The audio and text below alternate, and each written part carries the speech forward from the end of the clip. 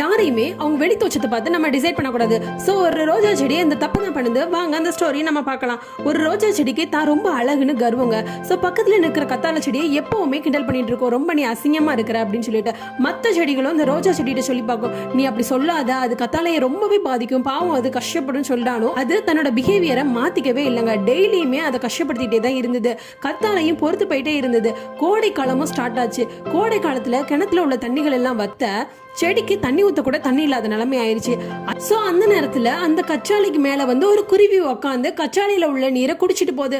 So அப்பதான் அந்த ரோஜாவுக்கு அறிவு வருது, சார் நம்ம எவ்வளவு பெரிய தப்பு பண்ணிட்டோம் அப்படின்ட்டு. சோ தலை குனிஞ்சு கச்சாலையிட்ட எனக்கு கொஞ்சம் தண்ணி தாயேன் ப்ளீஸ் அப்படின்னு கேக்குது.